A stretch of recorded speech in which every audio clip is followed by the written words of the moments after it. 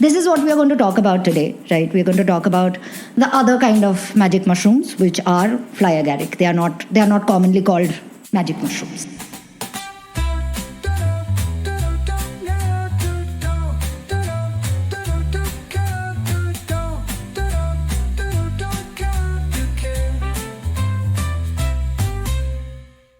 Okay, what shows are you guys watching? I know you guys are watching the same show. No, but we are not. You're not? No, I started rewatching Brooklyn Nine-Nine, and Sandy is watching something entirely different. And we watched half of the first episode of season 3 of Fisk together, but that's it.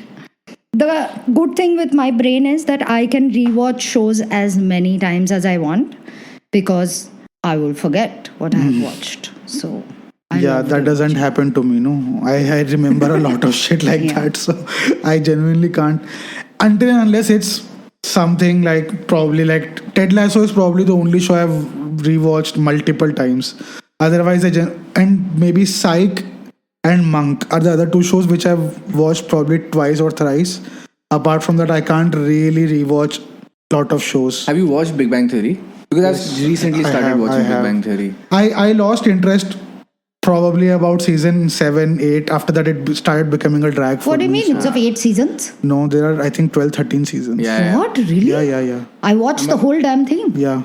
I'm at the second season, so I still have time. So Big Bang Theory, initially it was very, very annoying to me. But then I watched Little Sheldon. Yeah. And Little Sheldon. Young Sheldon. Young Sheldon. Yeah. Young Sheldon redeemed a lot of, Sheldon for me, because Sheldon was this annoying prick to me earlier. But Young Sheldon redeemed a lot of that. So I had by the way, Young Sheldon, have you guys watched Young Sheldon? No. You all should really watch it. So very few shows have actually captured the messiness of dealing with death. As well as Young Sheldon and what is that show? Shrinking on Apple TV. I think these both have captured the whole, how complex dealing with death is really well. It is done so fantastically well. Of course, Shrinking's entire premise is only the dealing with the death. Yeah. And for Young Sheldon, it's only one small part. But it is done beautifully, as opposed to the show that Ricky Gervais was in. Afterlife. What a shit-ass show. Okay. And that's also because Ricky Gervais himself is a shit-ass person. And I think that show just brought out his shit-ass personality, like really, really well. Well, a lot of people really liked it. So, I mean... They are also shit-ass people. like you're calling millions of people shit-ass people just because they liked the show. If you like Ricky Gervais today, you are a shit-ass person. There's no denying that. Okay, he's a terrible human being. He is an asshole. There is no way around that. And it's not even like he's a funny asshole. Like, there is what's his name? Russell Peters, who's a funny asshole, right? And he's a funny asshole, and he is an asshole to every single person. Ricky Gervais is just an asshole. He punches down way too much. Yeah. And he doesn't even do it in a funny way. This guy. You looked him up? Yeah. So basically Afterlife was just Ricky Gervais being as his face only looks like a person, like he's a dick to everyone, okay? Like, absolutely. The first time I saw his face, I was like, this guy is an annoyance to deal with in real life. And that's exactly what came out in Afterlife. Like, he was absolutely a prick to everybody in his life because his wife died.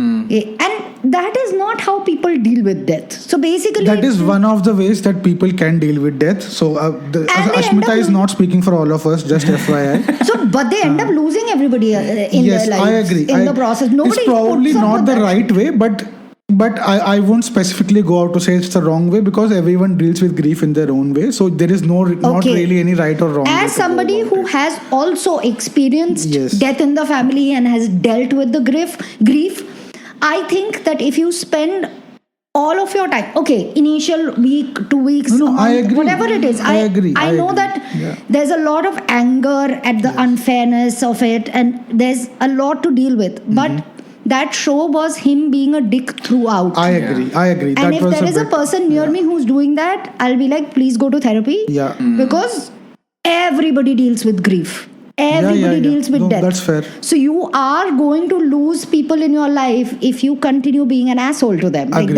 that's just basic. Agreed. Right. Yeah. So Yeah. Ricky Gervais basically a dick. It is. Oh, you should totally digressing. You Let's should not. watch. Is You there? should watch James Acaster. Sandy's like, let's Let's not. not. Okay. Is there actually any organic segue into your topic? Not at all. No. Okay. No. There is no organic segue at all. Not at all. Completely Can you different. try? No. Completely different subject. completely different. That's how prepared we are for each and every episode. By the way, it took us about 5 minutes of absolute silence to come up with all of this quote unquote banter that we But just that is did. Prakhar, that is your fault. You came in between and I told you everything I had to tell you in the day you were here in between. And now I have nothing new to update. But you still don't remember what you wanted to tell me, no? I had saved something that I wanted to tell you at the beginning of the I am podcast. fairly certain even he doesn't remember what you guys discussed the other day. That so is you true. can again go through No, it now again. it is done. Anyway, I'm going to proceed to what my topic of the day is. Okay. Do you all know about do you remember Super Mario's Super Mushrooms? Yeah. Yes. The red and white spotted ones, right? The ones which made him big. And no, it Yes, made yes. him blink and like he had super. He Not could. blink. But that was the glowing star Glowing- which made oh, him. Yeah, but this one he grew larger. He yeah. became big. So if in you- size. Yeah. That is the super mushroom. Yeah. Okay.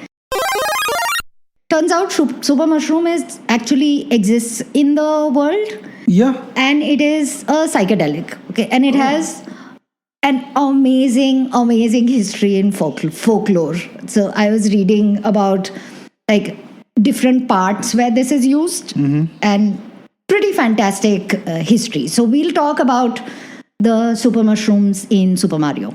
Okay. Okay. Now, this is the scientific name of the mushroom. So I have a picture here. Did as this well. topic come about because you've been trying to do mushrooms for quite some time? I don't know what you're talking about. Mushrooms are illegal. I don't do them. Nobody does them. We Nobody. spoke about that last time. I think did. we'll of course cut this out. Only academic interest of Sure. Yes, mushrooms. sure. Yes. I don't know what you're talking about. But Yeah. this is how it looks. Like you must have seen this in like fairy tales, Yeah. in Alice in Wonderland books. I mean, like I think the whole book was only about psychedelics because Yeah. she was fully hallucinating. Okay, so this is called the Amanita muscaria. Okay, that's the scientific name. Good. Amanita. Amanita muscaria. Okay. Why does it sound like Spanish though? Maybe that my accent is Indian, so it might be Amanita or something like that. But I'm an Indian, so I'm going That to talk doesn't the way I sound talk. like Latin at all. Mostly scientific names are in Latin. I genuinely cannot tell if that's Latin. I don't know. But anyway, the common name is fly agaric mushroom. Okay. yeah. So fly agaric because it was used as an insecticide at a point of Yeah. time, right? Like all psychedelics, it has poisonous and toxic traits as Right. well, right? Now, a side note, I read this in a wiki for Mario, Super Mario, that super mushrooms were actually going to be called magic mushrooms. Yeah. But they decided against it because they were like, That's a better name than But- Amanita. But what are magic mushrooms then? There is Magic definitely mushrooms are- something called magic mushroom. yes, but magic mushrooms are different. So these are psilocybin mushrooms. Psilocybin mushrooms are another form of psychedelics. Okay, this is the more common used, the ones that you use in like those who do mushrooms. I don't. Those who do mushrooms, they would have it in chocolate. They would brew in tea. They would, that Yeah, is. I mean, that's- psilocybin therapy is also. Yes, thing. so all these ancient psychedelics are now being recognized for the therapeutic medical, uses, yeah. benefits they also have. Yeah.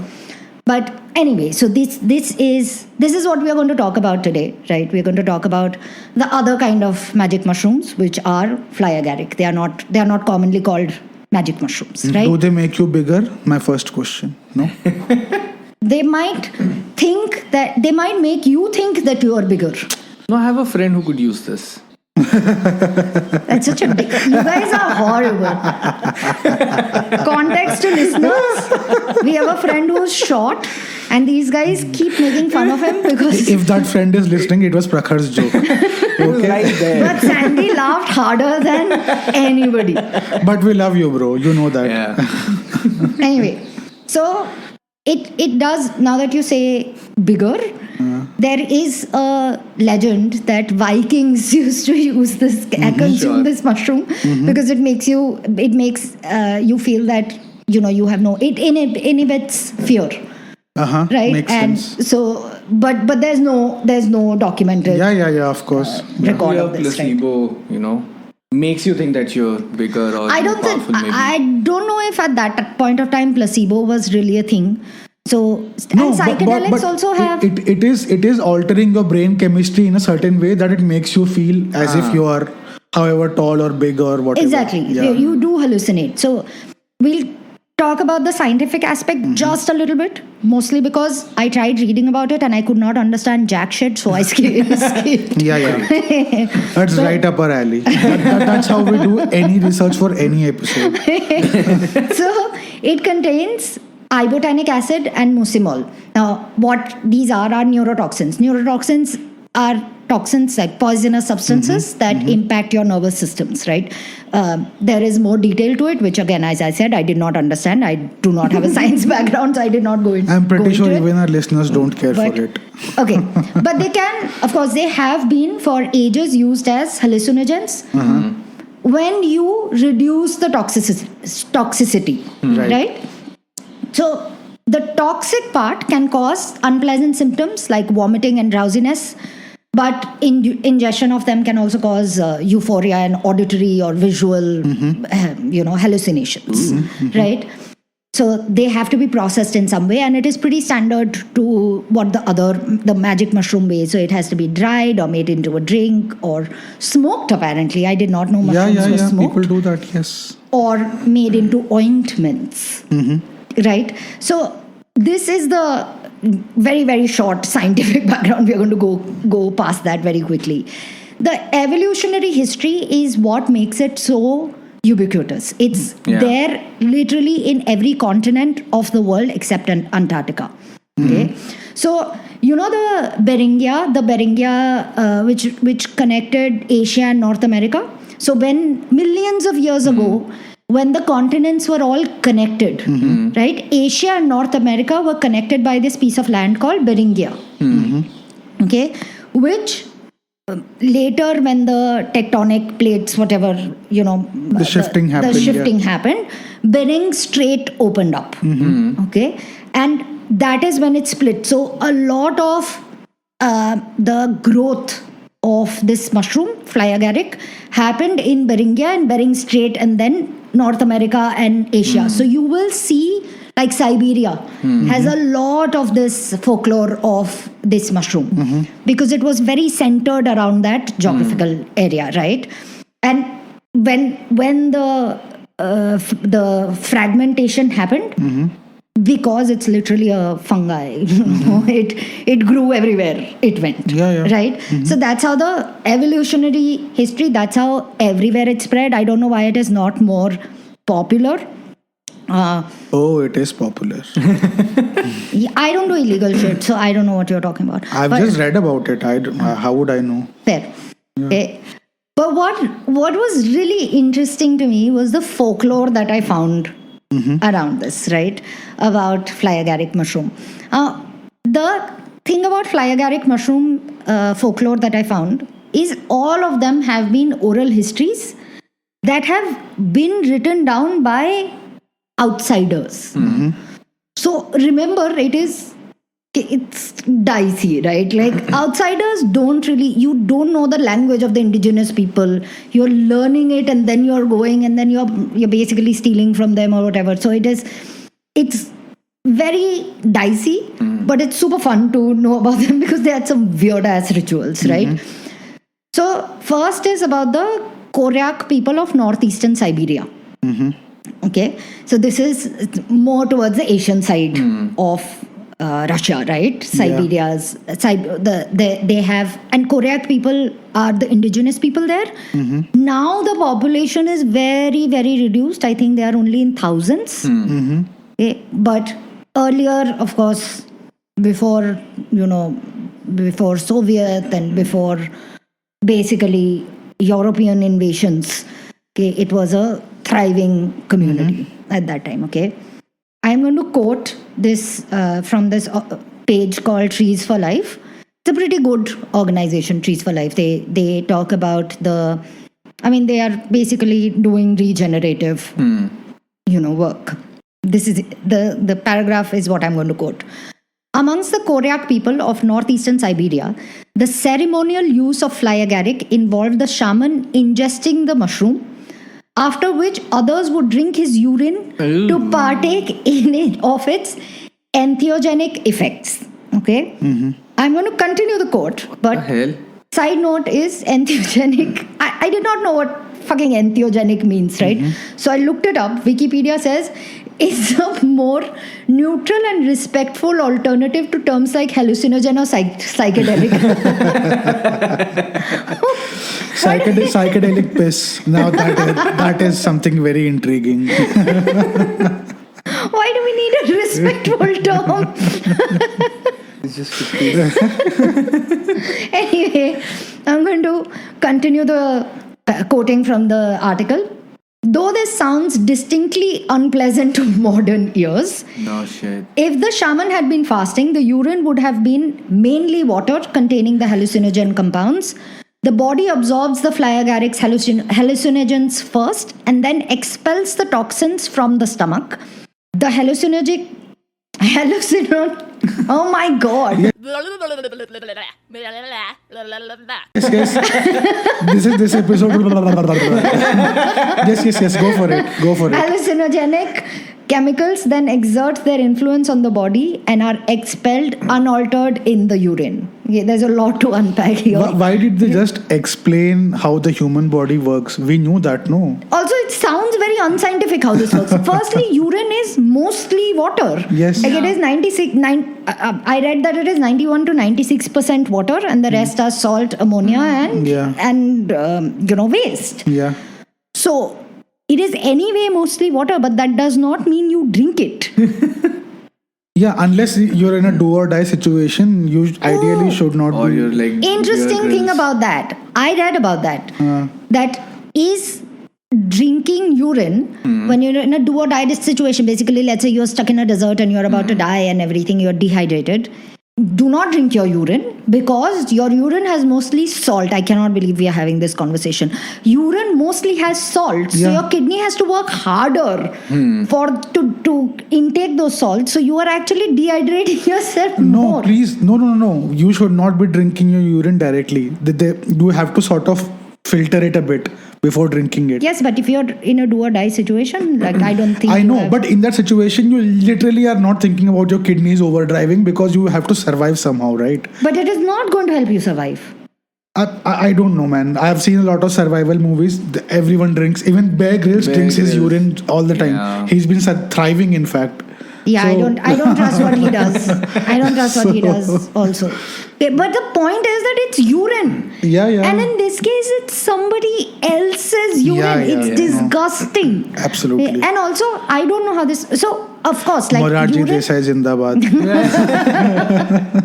For listeners, if for the single maybe listener who has been from outside India, I don't know. Please go back to episode 3 of Don't Know Do Care. You'll get again, weirdly enough, this is another callback.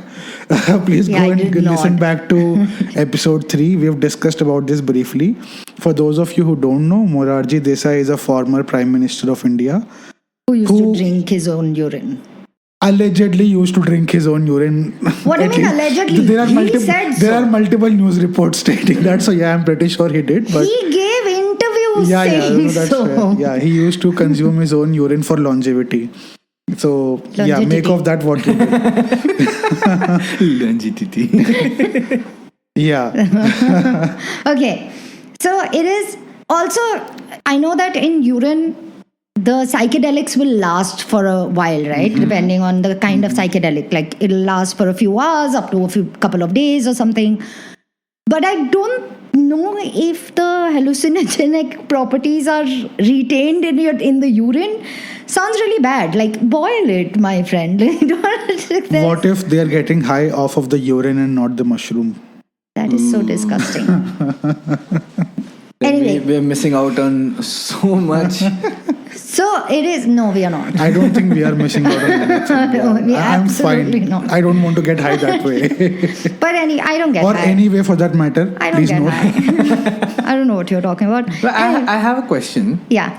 So how did anyone realize, or they come about, like we should consume mushroom because it'll give you high? How did they realize? How did that one person, like whoever that person was? I mean, man, how did anyone realize that licking a toad will make you high? Yeah. So that is also a thing. No, someone somewhere must have tried some shit and it just resulted in that. I mean, this was a tribe, right? So, and this was a reindeer. There was a reindeer population, so the meat they used to consume was also reindeer. So there are mentions of people, consuming the meat, the reindeer meat, and when they were hunting the reindeer looked drunk. Okay, so that's how they sort of discovered the mushroom as well. That is also a possibility. But again, these are all oral histories, right? We don't know, and the modern times don't include indigenous tribes. Like white people have just stolen and taken. They did not include those tribes in the mainstream conversations. So we don't really know, right? But anyway, so this was okay, like most psychedelics. This always had a mystical or a medical history. Right? It was not really recreational use as such, but more of, let's connect with the spirits of the universe to understand, like what we use religion for today. They used to use a far better tool, right? Or for legitimate medical reasons, right? So that's how it seeped into daily life. Now, I love the Koryak people. You have to listen to what they do otherwise also, okay? So I found another article where they talked about the rituals, okay, the other rituals, not just shamanic rituals, right? In autumn, when the star constellation, I hope I'm pronouncing this right, Pleiades first appears, the Koryak carried out a highly elaborate whale sacrifice festival. That's very disturbing. This included divination using the fly agaric mushrooms to discover which whales might next visit their lands. And they legitimately mean whales because they have this.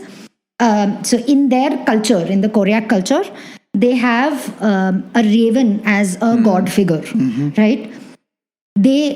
One of the story goes that the raven, while consuming the mushroom, the fly agaric mushroom, was given a vision about a whale that needs to be dropped back to the sea.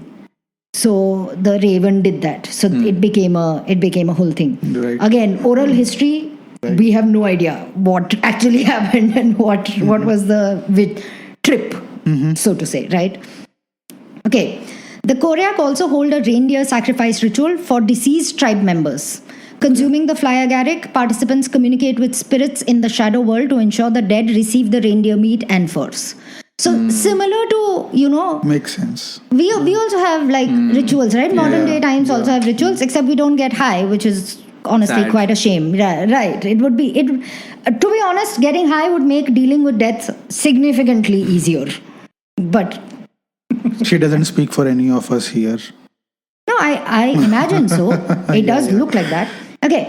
During the winter solstice feast called Pegitim or Pegitim, fly agaric mushrooms accompany singing, drumming, and dancing around a large bonfire through the cold nights. Small carved reindeer effigies are offered to the flames. Right? And then in daily life as well, activities like sewing reindeer hides, preparing food, or storytelling happen under the influence of carefully rationed fly agaric mushrooms soaking in urine. Of course, urine had to be there. I Why don't would know you why. not? I don't know why today also, like today there are other memes. I I think they imagine. did it for the seasoning. Ew, Sandy. That's disgusting. I mean, it's very bland, this mushroom. Ew. And they didn't have ready access to salt, I would imagine. So the next best alternative for them was just, can someone please pee on this mushroom so I can Ew. Also, it's a very feminine centric setup in, I mean, the consumption of fly agaric in the Koryak people, right? So mostly women freely consume it, even in very, very casual settings, which I think is pretty cool. Okay, so throughout these articles, of course I've taken out these chunks, but throughout this article there are mentions of how the Koryaks, they believe that fly agaric helped them connect with the spirits, they helped them, heal. So it was and continues to be a very, very normal, natural part of their lives, as opposed to what the modern colonized societies are like, where this is just a huge deal, right? It is like psychedelics are just, Yeah. it's a battle to get, authorities to understand or even have the medical aspects Right. brought in. I imagine in India it'll be a big deal, even though bhang is very freely legally available. So yeah, there are issues, but pretty cool society. They fully understood the benefits even in recreational. Yeah, so that was about the Koryak people. There are other folklore aspects as well, like you will find, because this mushroom is available everywhere, you will find in like Mexico, in Latin America, like South America. In England? I don't know England. I'll tell you why I'm asking. Huh. You did mention Vikings, right? Yeah. Yeah. So one of the editions of the Assassin's Creed games is Assassin's Creed Valhalla. Valhalla is about the Viking version of the assassin. This thing. In that they explore a group of Vikings leaving Norway, coming to England to settle, as actual history is. Yeah. So the main character in that, while exploring whatever the English lands, he comes across various fly agaric mushrooms and goes on a trip. And this is part of the game. Nice. So the fly agaric mushrooms are widely available. Every time he consumes them, I mean it's optional, he or she. So the main character consumes the fly agaric mushrooms. They get a massive hallucinogenic trip. Yeah, mine was no. But I stopped. I didn't power through it. So they go on a trip and they have to do some silly mission while on the trip and fight against his demons and shit like that. Nice. And and once the trip ends, you can move on. So That's pretty cool, yeah. yeah. Maybe in England also. It is like, firstly, English people were everywhere, so even if they did not have it, they would have taken. But also, it's a fungi. It literally grows everywhere, right? So I'm sure it had, right? Yeah. There are Viking stories. There's also Christmas related stories. Like people are like Santa Claus was actually a shaman because Makes sense. red and white and everything. But there are recorded histories that show that might not be firstly, all of it is fiction. Santa Claus does not really But exist. Santa Claus was based on Saint Nicholas, Saint right? Nicholas, yeah. And wasn't he like jailed or imprisoned or something? I do not know. But also, like the red and white was actually a Coca-Cola campaign. Yeah. So, it was. Yeah, sorry kids, Santa Claus was invented. I repeat, invented by Coca-Cola. There is no concept of Santa No, Claus. Santa Claus was not invented by Coca-Cola. It was invented by Coca-Cola. Santa Claus's clothing was invented by Yes, Coca-Cola. but it was not known as Santa Claus before that. No, it was Saint Nicholas. That was a completely different thing. Santa Claus was brought up by Coca-Cola. Oh, I did not know that. But okay. So there are, in the western part, there are quite a lot of, it's also not just completely western, also Siberia, right? It's more towards our part of the world. Also, this is fantastic. There is mention of this apparently in the Rig Veda. Okay. Sandy, because I cannot explain this, do you want to maybe explain what Rig Veda is? So, according to Hindu mythology, there are like 4 scriptures that we refer to as the Vedas. So, there are 4 of them. There is Rig Veda, there is Yajur Veda, there is Sama Veda, and there is Atharva Veda.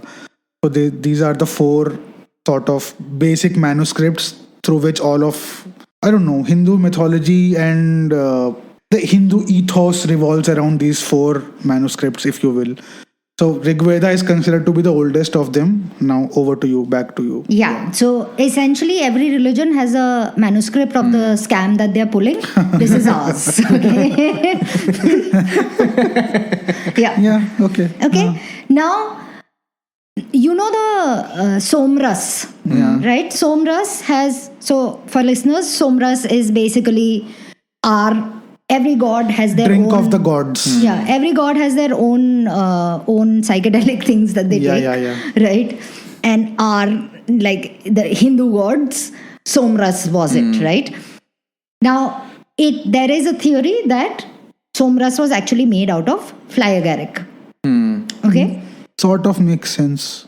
But there's a lot of interesting discussion around this, okay? So while I was looking this up, I discovered, I don't know if you all know this, there is this ridiculous school in Harvard University called Harvard Divinity School. Did you know about this? No. I'm not surprised though. It's insane, okay? It's a legitimate school. You should check out this website. It provides 4 degrees. Master of Divinity, Master of Theological Studies, Master of Religion and Public Life, and the 4th one, Master of Theology, which is it's an advanced version of Master of Divinity. It's insane, okay? And also 90%, this is what the website says, 90% of MTS and MDiv students, MTS being Master of Theological Studies and MDiv being Master of Divinity, this is fake. Like there's no master where you cannot abbreviate your way into making this a real degree. Okay, but Harvard did so. 90% of MTS and MDiv students receive institutional scholarships, which is horrifying. There are real problems, friend. We do not need people to study are religion. we really surprised? There are courses on Harry Potter now. No. Yes, there are actual universities offering courses on Harry Potter. But So do we they really teach? think? Huh? What do they teach? Exactly. I genuinely don't know, but this is absolutely a fact, and it's one of the bigger colleges, bigger universities. I don't recall which one, but this happened a few years ago. There is also this is the a testament to where our education system is heading. Fucking Chetan Bhagat's books are included in literature studies. My friend, I genuinely think that you should read books for enjoyment, like read whatever gives you happiness and pleasure. But if you are a person who reads Chetan Bhagat, you need help, friend. There is a problem here. There is nothing good in those books. The writing is not good. The story is not good. He writes like a pleb. It's really bad. Get help. Learn things. Read better things. Or just shut down a book. Watch TV. It's fine. 2 out of 3 people on this show welcome all Chetan Bhagat readers as well. You're most welcome to listen to this. Please ignore her. The remaining 2 of us don't share those opinions. You think have you ever met a smart Chetan Bhagat fan or an interesting Chetan Bhagat reiterate, fan? everyone is welcome. Okay, but not genuinely. Have you ever met a smart or an intelligent or an interesting or a fun? It has never come up in any conversation that I've been involved in. Do you read Chetan Bhagat? Because no your one has friends ever are- asked this question. Yes, because your friends are fun people. They're generally people with average or above average intelligence. We don't hang out with such idiots. I mean, like, even my friends, they don't read Chetan. Yes, it's horrifying. See, I agree that it's very stupid, but still, like, let's not go around alienating everyone we come across. No, Ashmita, fine. please, every episode. Fine, okay. We'll come back to the topic, which is Somras, right? How it was mentioned in Rig Veda. I don't know how we reached Chetan Bhagat. I think we were talking about. Oh yes, I remember the train of thought. Wow, we were talking about what a sham this university is and yeah. these courses. You said Harry Potter, then I said Chetan Bhagat. That's how we reached. Okay. Anyway, so this article, firstly, it's an article written on the Harvard Divinity School education blog, right? Like official article, right? And it's super ridiculous, okay? So it says, of course, defines Som, which is documented in Sanskrit text starting in the late Bronze Age. So this is pretty old, right? Fly agaric mushrooms. It is reputed to be amongst the oldest and most venerable psychedelics, yet the material substance of Som remains unidentified.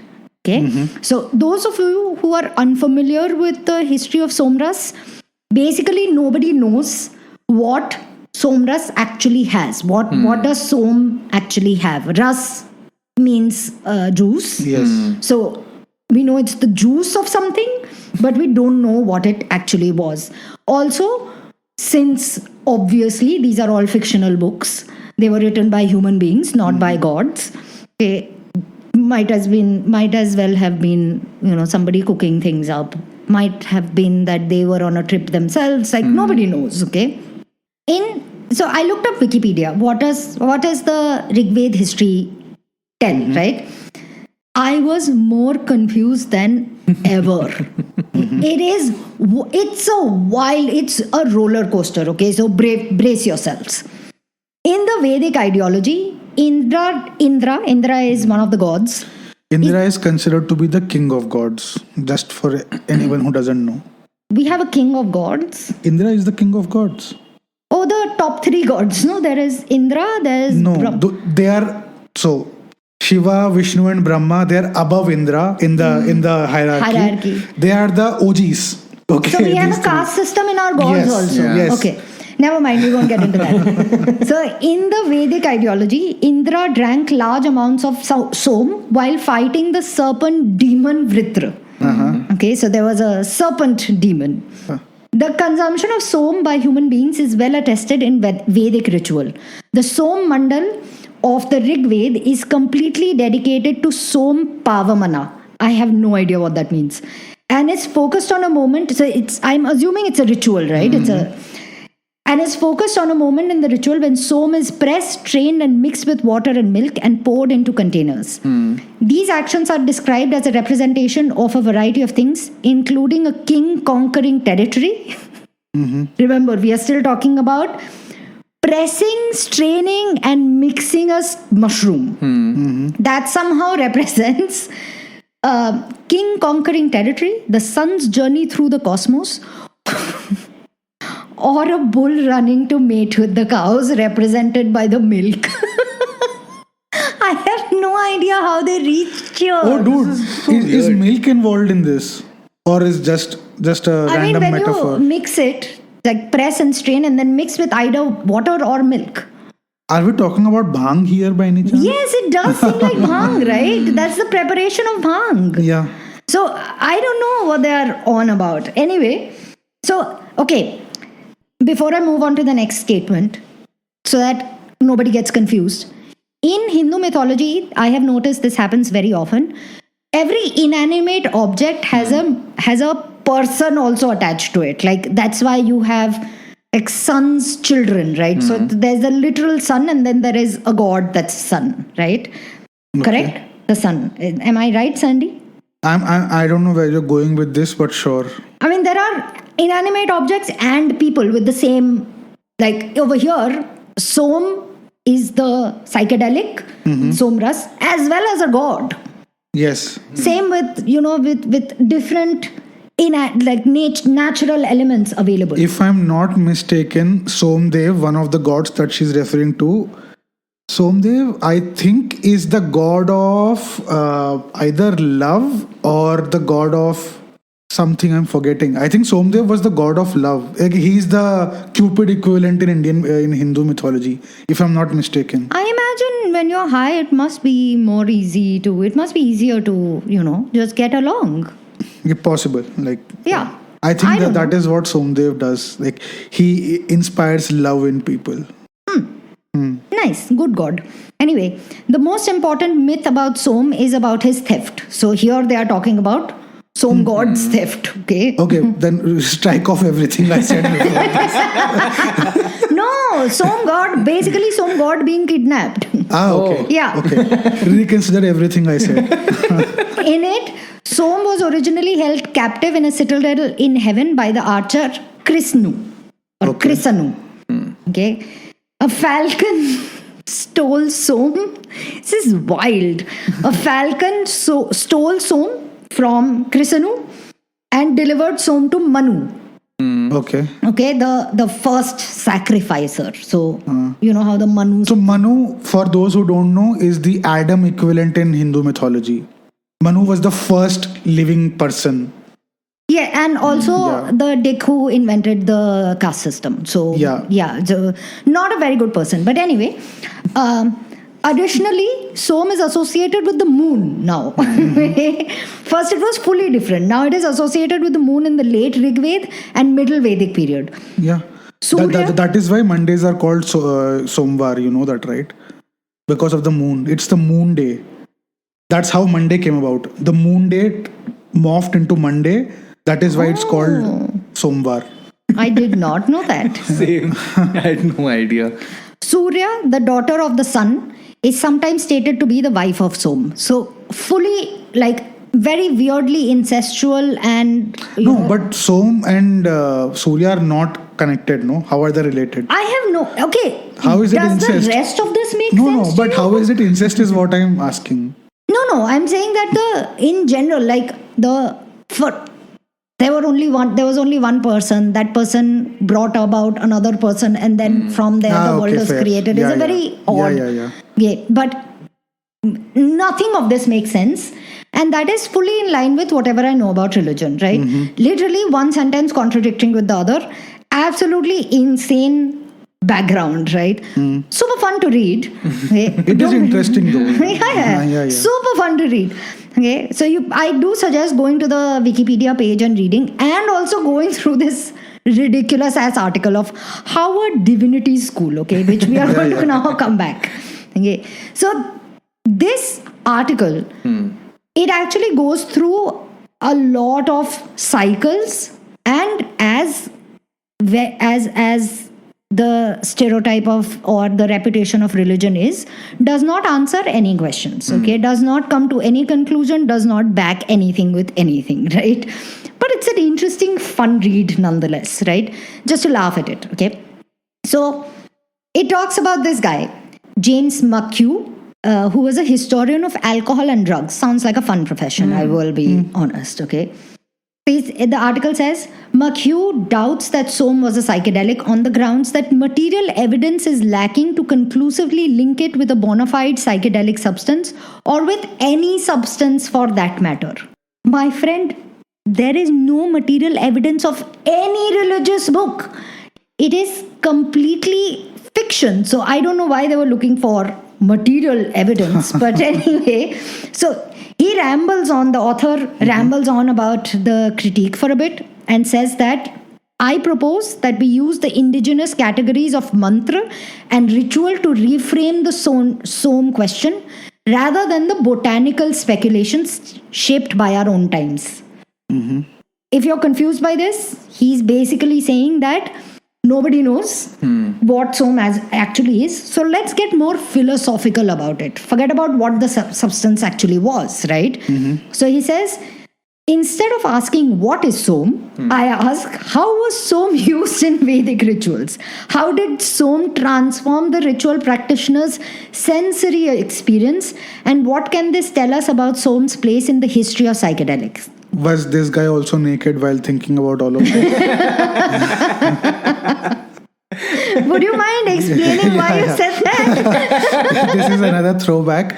If you go back and listen to our I think it's the Ladakh conspiracy, alien conspiracy one, the episode. I think it's in that one. No, I episode think it's 7. I think it is in the mathematics one, because we were talking yes. about This is philosophy. about the math symbols one, the one about the origin of the symbols. if you go back and listen to it, I think that is episode 7 of Don't Know Do Care. Please go back and listen to it, and you'll get what we're referring to. Anyway, I don't know if they were naked. Okay. So he then asks this. Then let's forget about what Som is. Let's ask how can it be used in our lives. A fully useless discussion, right? Because how are you going to know about it if you don't know what it is, right? Then this is the next aspect of the article, right? In the 1960s, so he's referring to a book by R. Gordon Wasson. Okay, it's called Som, Divine Mushroom of Immortality. So now he's coming to the fly agaric aspect of it, right? It's like in the 1960s, in the wake of his wanted discovery of psilocybin mushrooms in Mexico, R. Gordon Wasson put forward the Amanita muscaria washroom. My God.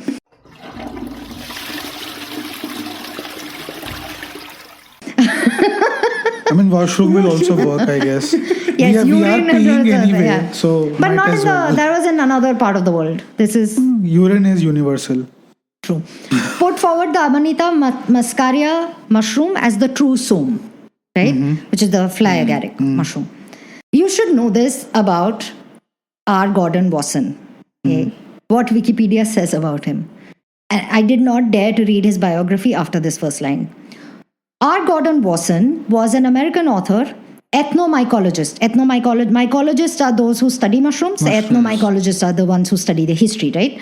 And a banker who studied hallucinogenic mushrooms and their cultural significance.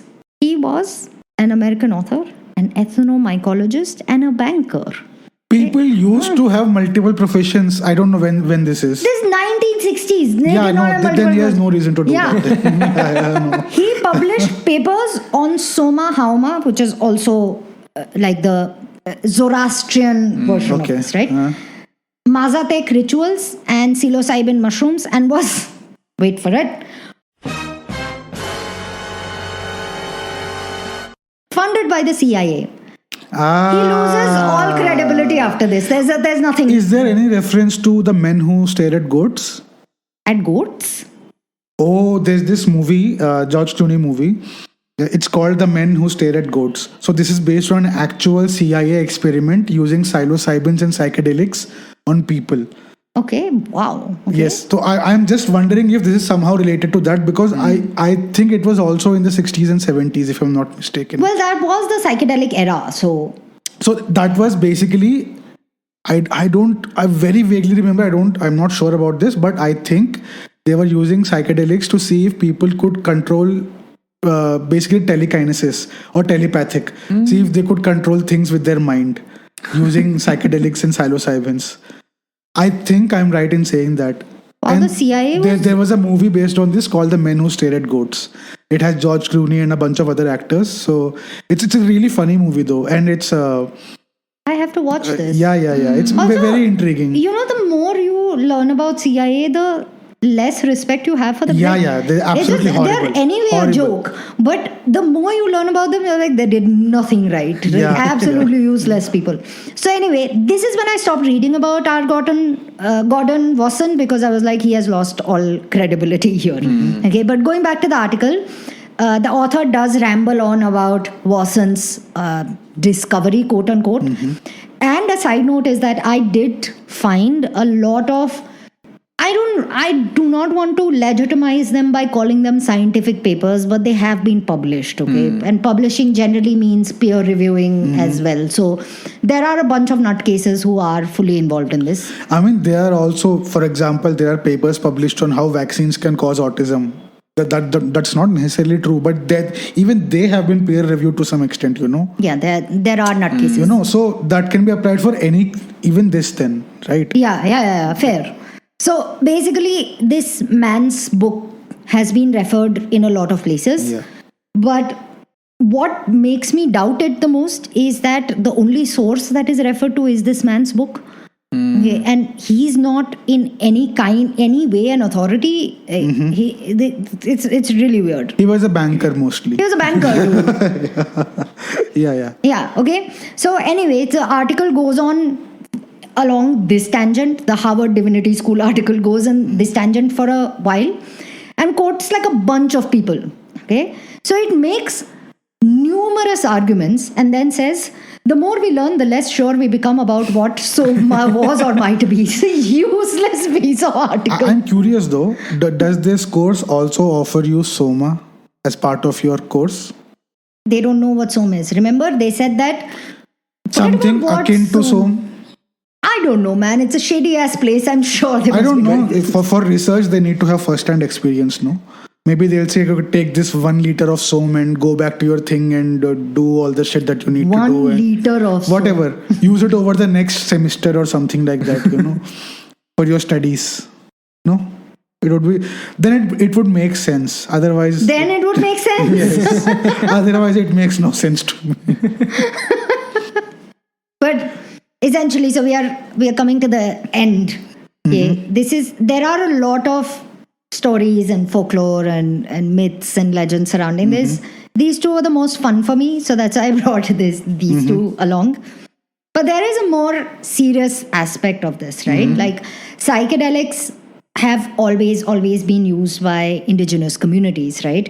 And primarily, like we discussed, for medical reasons, for those mystical aspects. It was not technically recreational, although you can call it They recreational were as well. mostly part of their rituals. For example, the ayahuasca thing. Yeah. Ayahuasca was always supposed to be a ritual for the South American tribe there to connect with their ancestors and purge Yes. themselves of evil, quote unquote evil or bad things or whatever health issues they might have had at the time.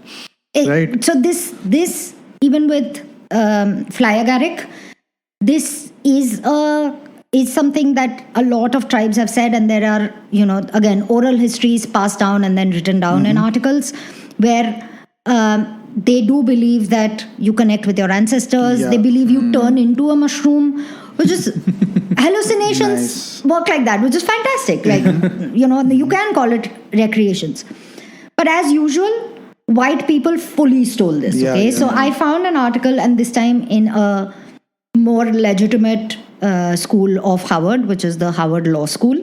Okay. Let's consider, I'm quoting the article, let's consider a foundational event in modern psychedelic history: the introduction of psilocybin mushrooms, so magic mushrooms, into Western society by doctors Robert and Valentina Wasson. Again, Wasson, very, very shady history Wassons seem to have. Robert and Valentina Wassons were the researchers who infiltrated Mazatec ceremony. Mazatec is a tribe. Under false pretenses, and robbed Mazatec healer Maria Sabina of medicinal psilocybin samples. Of course. Okay. Both Robert and Valentina Wasson published sensational magazine articles in Life and This Week, respectively, along with subsequent texts that exposed Maria Sabina without consent, credit, or compensation. This work was a tremendous success for the Wassons and their colleagues, right? So, and of course, did nothing for the Mazatec community. In fact, stole all of their, and I'm sure there must be repercussions that we don't even know. Where is this community based? Is it South American? Sounds South American. I think it's Mexican, but I'm not quite sure, right?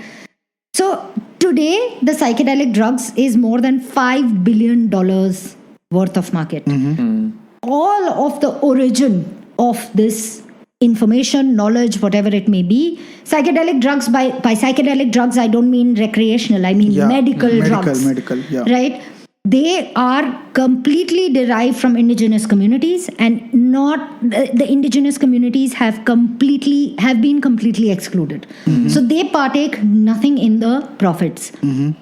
What's equally worrying is that they are not even a part of the medical research. So all of the knowledge that they actually already have, white people have historically been like, this is backward and this is it doesn't make sense to us. So they have been excluded. So a lot of these, it's a classic case of theft and not, as usual, white people not understanding enough and dismissing it. So yeah, that was a more serious angle to it. But yeah, there's interesting stories of fly agaric Okay. Now, recommendation. My recommendation for the week, right? Because we have been talking about psychedelics. Okay, there is this book called, and this is not a book on psychedelics, it just has a very small part of it. There is this book series called The Poppy Wars. Have you heard of it? No. Poppy Wars by R.F. Kuang. Okay, and it has some Poppy Wars. Wars. Okay. The Poppy Wars or the Poppy War, right? R.F. Kuang, Rebecca Kuang is a Chinese English person, right? Author. Very, very young lady and brilliant, like absolutely fantastic. So her book, this series, just to give you an idea, Poppy War was also called, the World Wars were also called Poppy Wars, right? And because of the poppy seeds only. So there is a lot of shamanic rituals here, like literally there are people who are shamans. Okay, there's a lot of Eastern philosophy. Okay, it's also based on on Japan's colonization of China, of other Southeast Asian and East Asian, not Southeast Asian, East Asian countries. Okay, there is the rape of Nanjing. I don't know if you've heard of it. Nanjing is it's an island in China, and the Japanese troops during the colonization entered that, raped, murdered, and absolutely decimated the entire population of the island over one night. It was horrifying. So that is there. Then, of course, the British imposition of poppy on China. Okay, while they banned it back in Britain, so that they could get the Chinese population addicted to poppy. All of that is there. So it's a very interesting combination of all of these historic elements coming together in a super interesting story. And what I love about that is, I don't know if you all have seen this. Like, this is, we have spoken about this when, like DC heroes, right? Too vanilla. So a lot of Western outlooks towards their heroes are that they are 100% morally right. They never do anything wrong. Okay? And fantasy fiction, when you read fantasy fiction, that's the case as well, right? Like Harry Potter, right? The 13-year-old child doing nothing morally wrong. Like, no, that's inaccurate, right? That's impossible. Also, fuck J.K. Rowling. Fuck J.K. Rowling, yes. Okay. So a lot of such, even Tolkien, like Tolkien's heroes are Sam and Frodo and all of these guys. It's a brilliant series, right? But they are too morally upright. They are not humans. They are not relatable, right? In Poppy War series, the first book ends with I'm of course not giving a spoiler, but it ends with the protagonist absolutely fucking up everything, and not even fucking up in the sense that it's a mistake. No, they're morally and ethically very questionable choices and outrightly horrible choices that she makes. She is 100%, the protagonist is a gray character. Okay, there's no black and white there. It's such a beautiful, interesting read. It's exceptional. There is magic, there is fantasy, there is the shamanic rituals, there is actual history, there are wars. Absolutely brilliantly fucking done. Is there urine though? There must be. I don't know. They have not described it. Sandy's just hung up on it. But yeah, that is my recommendation of the week. If you are at all interested in fantasy fiction, absolutely pick this up. She is an amazing author. And if you have any more of such recommendations, please write to us at don'tknowdokare1@gmail.com. The one is numerical 1. And feel free to reach out to us on Instagram as well at DKDC Podcast. Somehow I tried to segue that into into promoting this thing. But also, if you do enjoy these podcasts, please do like wherever you're watching this, so that we get some more views. Yes. Please follow us on Instagram. Give us a subscribe on YouTube. Share it with your friends. Yes, please share it with your friends, and probably not family, but probably friends. And please definitely give us some ratings on whichever platform you're listening to us to. It helps us out massively. It helps us reach new audiences. So please do help us out a little bit. We greatly appreciate you listening to us, and we'll catch you in the next episode. Take care for now. Bye bye.